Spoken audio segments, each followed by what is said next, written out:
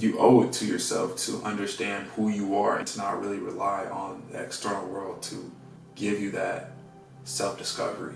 I feel like we have to take the time to really uncover what we offer to the world and really just to nurture the relationship with yourself. That's the most important thing that I found throughout my self-improvement journey, is to really nurture the relationship that you have with yourself, even through the times you are changing and becoming somebody new, to love yourself through that change, through that uncomfortability, because change can be quite uncomfortable at times, especially if we are conditioned to do certain things a certain way within our lives, which is, I know, something I've been dealing with, where I've been conditioned to try to prove to myself that I was enough, to have some type of self-acceptance for myself instead of self-rejection. And I didn't understand how that mindset caused me to have somewhat of an abusive relationship with myself and really with my body.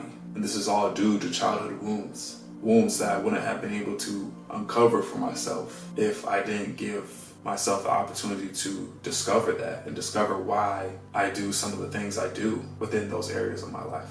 I would have discovered that if I didn't give myself the chance to learn more about myself. I feel like we just can't be going through life expecting things to change, expecting problems to be fixed when we don't give it our attention to fix these problems, to really review the role we play in our own life and why we do the things we do, to really play an active role in that, to not just be the captain, but to be the ship as well.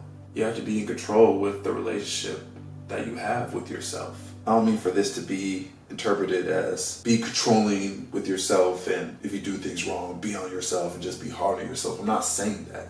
That's the opposite of what I'm saying. To be an active participant in your life is to have enough love for yourself to seek the things that you need changing, and to be loving within that change, and to keep nurturing that relationship with yourself. As y'all know, I talked about in the last few videos, but I'm in the process of unlearning things that have condemned me, unlearning things that have really trapped me in my own mental prison, learning to forgive people that may have caused this conditioning, and really forgiving those who may have caused me pain or hurt in the past, learning to give them grace. Like for those who may have played an active role in your suffering, who may have played an active role in causing you pain, unintentionally and maybe even intentionally, learn to let that go.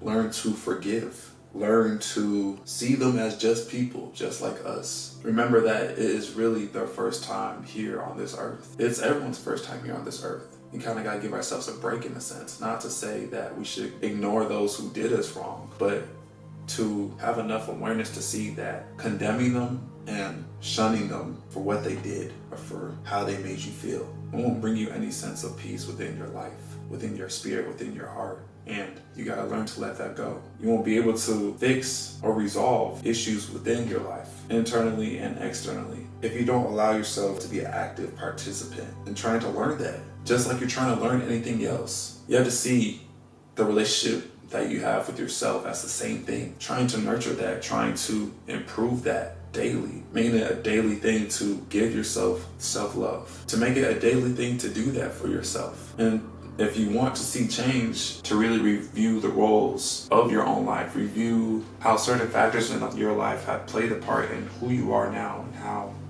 you show up in the world. It's important to do that, because if you don't, you're not really allowing yourself to get to that next level, I fear. You're not allowing yourself to learn a different side of who you are. I feel like we're always going to be in this state of relearning ourselves, rediscovering who we are, different pieces of who we are, because I feel like life is all about learning and unlearning things about ourselves. Some of us have bad habits, or may have things that we were conditioned to think, maybe not even just about ourselves, but about life in general, that are ingrained within us, and they have played a role in our own suffering, in our own overall perspective, and how we see things. And the way we see things may not be in a good light, but we have to unlearn the things that are bringing us pain, that aren't bringing us positivity, and then love ourselves enough and give ourselves the chance to learn something new that could benefit us more. So as I'm saying this, I want to let y'all know that I am here for y'all.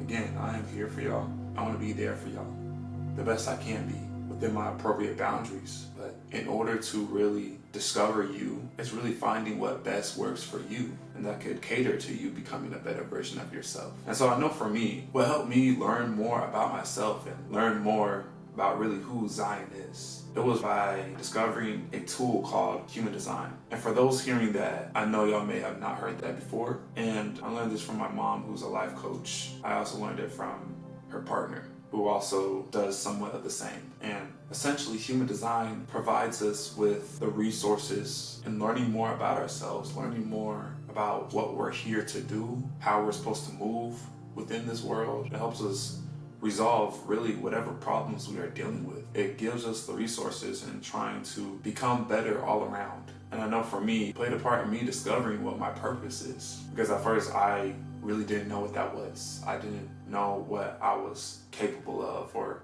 the impact I could have, like being a guide to you all.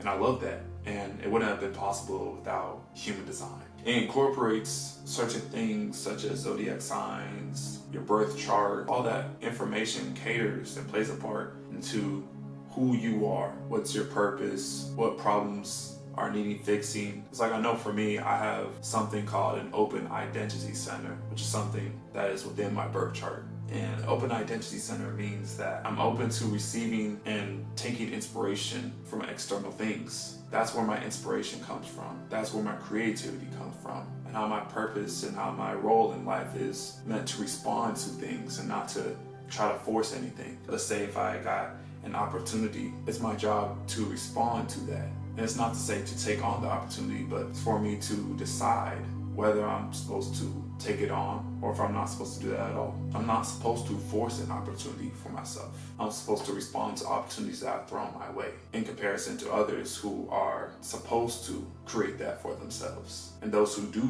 that, they have a different body graph than me. They are designed differently from me. And it's like within human design, we are all created differently, and everything just within our body graph is just unique to us. And so I just believe human design is just a great resource to maybe try, but for sure to help me grow from where I'm at right now. Because I mean, how I'm thinking right now, the perspective I have now, human design played a great part in that, as well as God. Me really building a relationship with God and Him really being a guide within my day-to-day life has had a profound impact on me into becoming the person I am today. And so these are really things that work for me. And I really encourage y'all to find something that works for you, you know, because we are different. We're not all the same. Not everything that works for me may work for you, but the internet is your friend. That's the best thing I can tell you. The internet is your friend when trying to find solutions. Not all solutions, most solutions within yourself. It's best to go within you. And that's something I think I encourage more than anything externally. Go within you to find the solutions. And you do that by reviewing the role you play in your own life, taking a step back away from the phone and seeing what you need to work on. It's just being mindful within our reflection to really see what we want to see change, and then to really discover for ourselves the best solutions that can help us resolve these problems and help us overall just become better. So I would say give yourself the chance to live in your experience and to be an active participant in your own relationship with yourself, and to be nurturing to yourself through whatever shift and change you make through your life. It needs for you to transition smoothly in a healthy way and becoming the person you are wanting to be. So do that for yourself. I love y'all. I appreciate y'all. Thank you for the love. Thank you for being along me with this journey. And yeah, stay blessed, stay easy, and keep smiling. All right. Peace.